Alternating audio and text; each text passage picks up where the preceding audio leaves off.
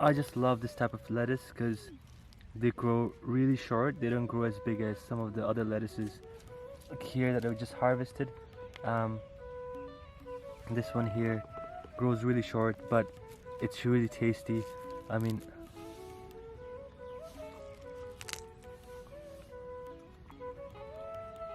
do you want to try some, Christy? It's on the like, it's more sour, not sour, but it's got this bitter aftertaste compared to. It's probably the pesticides you put on it. They're not pesticides.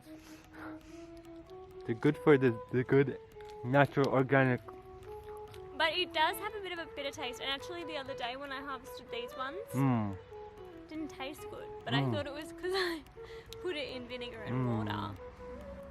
It had a Thanks for very shitting on my gardening, alright? Had a very dark.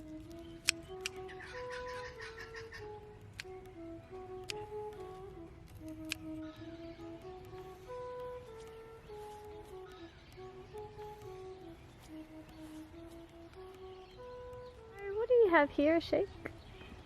So we've got one broccoli, and I'm very happy with the size of this. I mean, look at how big it is, and it's my first time growing broccolis, and I know there's more to come, but this is just magnificent. It looks really fresh. I still think it could go a few more weeks, but you know, I mean, they've got worms and insects coming out because of summer, and I just want to harvest this before anything gets to it. And we've got plenty of lettuce. I mean, have a look at this. We've got plenty of lettuces growing here. We've got harvested lettuce. We harvested more lettuce here. There's green and purple. Different variations. We're gonna put it on our sandwiches, salads, and probably give some to our friends.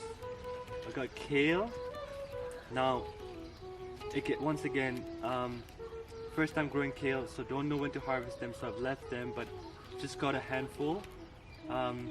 Just gonna chuck them into our salad just to see how it tastes. A lot of spinach.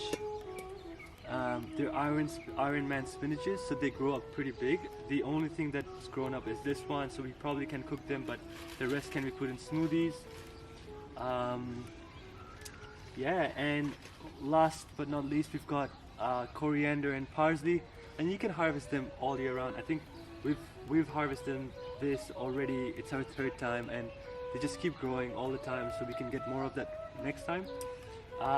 And as you can see here, I've got snow peas, but what's happened is they're growing and they grow pretty high. So with them growing pretty high, what'll happen is if you look under, once they're swooping down, they start to rot and die if there's something not supporting them. So my next job would be to create like a trellis. Now I've looked on YouTube some of the trellises and I haven't found any, so if you guys have any ideas, leave comment in the description below. And I've done this with sticks, but look how poorly I've done it. I just want to share something with y'all.